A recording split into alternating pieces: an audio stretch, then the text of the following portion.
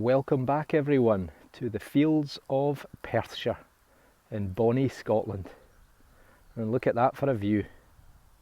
It's a little bit breezy today, but it is warm and sunny. And most importantly, it is dry. We've had a lot of rain recently. Three of us today. We've got Martin dead ahead, and off to the left hand side we've got Albert. Albert's on the Garrett AT Pro International. Martin, like myself, is on the XP Goldmax Power V4. This field's produced some decent items, has the field next door. A medieval buckle from the 12th or 13th century. Fletch got a nice hammered silver coin last time we were here, from probably the 1500s I would reckon. So I've got high hopes that we are going to hit something half decent. And the last time I was out last week, I managed to find the silver thimble and the silver florin. So let's see how we get on. Find number one for me, barely 10 seconds in. Didn't sound amazing, but it was quite shallow. It was partly poking out the ground. It's a half of a buckle, probably from a horse harness. Copper alloy. Looking at the colour of it and the weight of it, not particularly old. Probably going to be sometime in the 1900s, early 1900s into the 1950s, and this will be off a big Shire horse, so one of the horses that would have pulled the plough back in the day before tractors. A little eyes only find here. You see it right here. It looks like a piece of porcelain or pottery, and whatever it is, it looks to be intact, but it is a strange shape. It's a very strange shape. Alright, I'm going to give this a clean up and pick all the mud out and see if we can figure out what it might have been. It's certainly a weird one. It's something. Each of these little bits here are actually iron that's stuck in there. So there's iron fittings in each of the four quarters. Almost looks like it could be off like, you know, like toilet sort of, that sort of heavy porcelain. So I hope not.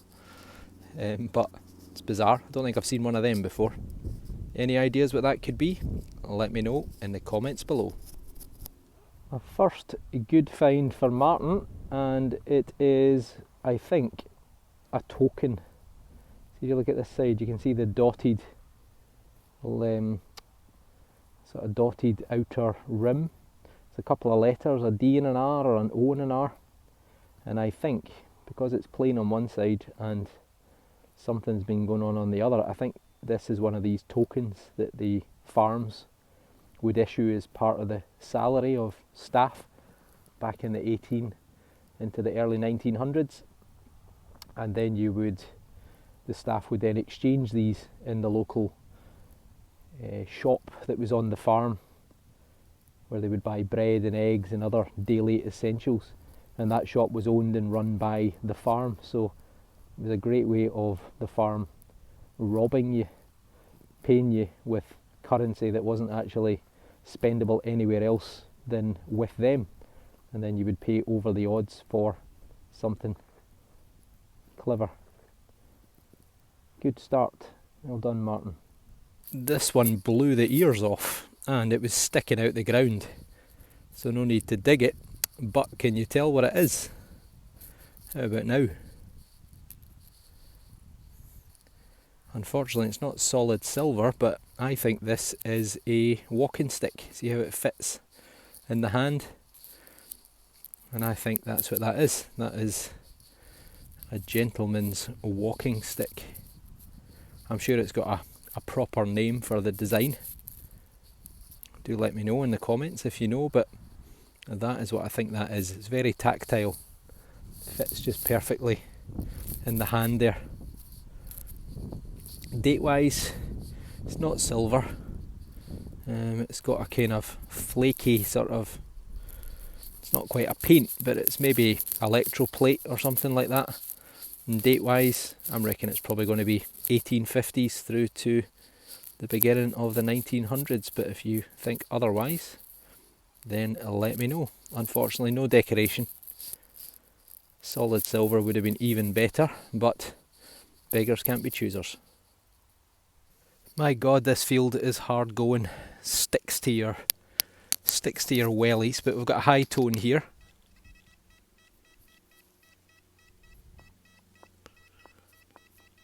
Sounds not bad.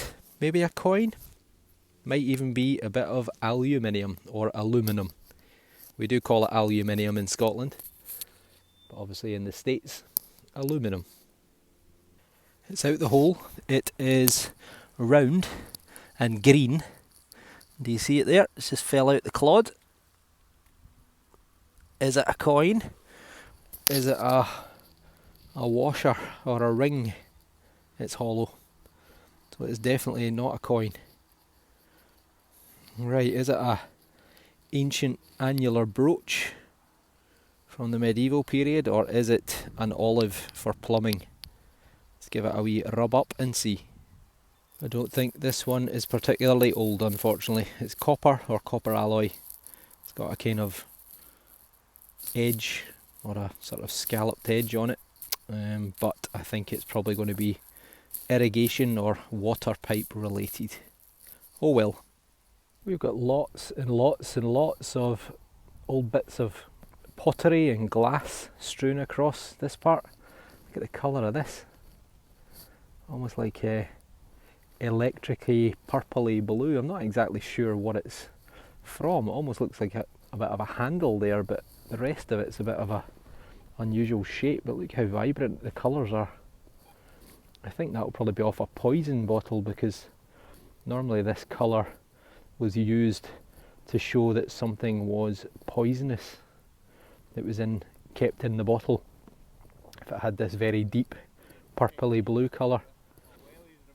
So we'll have a wee scan around, see if all this pottery is going to lead to a little find. It's a wee eyes only find for Martin. Unfortunately it's broken, but it's another example of probably a Victorian glass bottle. May well have been some kind of ointment or medicine or something that probably wasn't poisonous, because it's green rather than purple. Shame it's broken, but would have been nice when it was complete. And Martin also just got this, which is a little spoked wheel, probably off of a child's toy, maybe off a vehicle, or possibly off a toy cannon. The carriage for a toy cannon. It's really well built, it's pretty solid. So could be what, 1850s, 1950s, but it's a find. I got one of these the other day, albeit it was longer, and thank you for the comments. There was a couple of people, or 3 people, who commented that they thought it was now is the word a sproul or a sproul or something like that, and it's the little spout that you would make when you were casting lead. So that's where you'd make a little channel into the mould, whether it was a sand mould or it was a sort of a musket ball mould, and you would pour it away. And this is your little vent that would let the air out and let the lead in.